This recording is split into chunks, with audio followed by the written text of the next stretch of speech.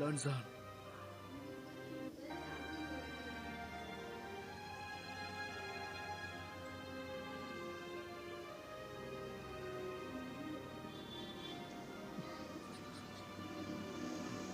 Lanzan.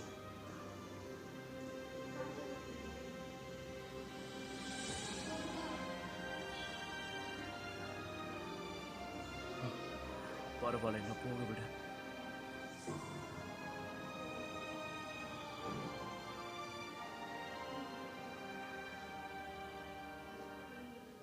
Cheng Cheng, Wei Wuxian.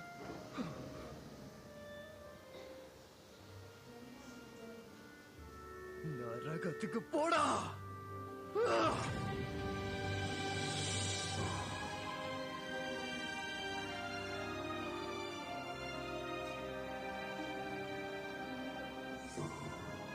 வே உஷேனை பத்தி எல்லாருக்கும் தெரியும்ல.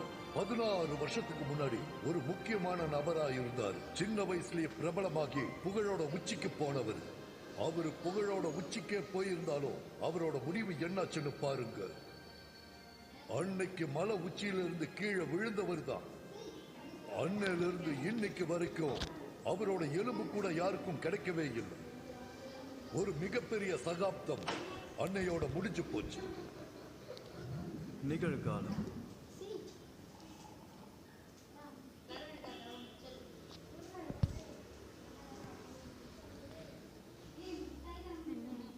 ஒரு சந்தேகம். நீங்க சொல்றதெல்லாம் சரிதான். நீங்க அன்னைக்கு இறந்து போனதா சொன்ன வே உஷங் மலையில இருந்து விழுந்தாரு. அவர் உண்மையிலேயே இறந்துட்டாரா?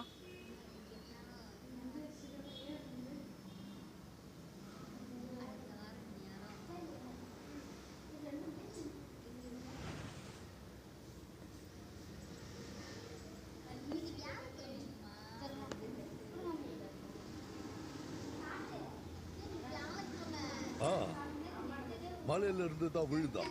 ஆனா அடுத்து வந்த இந்த 16 வருஷத்துல யங் இனத்தோட தலைவர் ஜியாங் செங் மலை அடிவாரத்துல ஒரு இடம் கூட விடாம எல்லா இடத்துலயும் தேடி பார்த்தும் கூட அவரோட உடலை கண்டுபிடிக்கவே முடியல.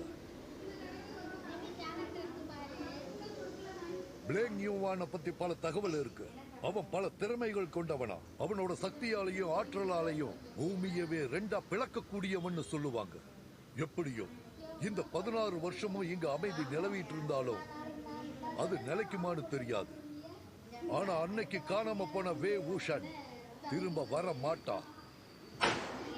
ஏன்னா இருந்தா தானே வர முடியும்.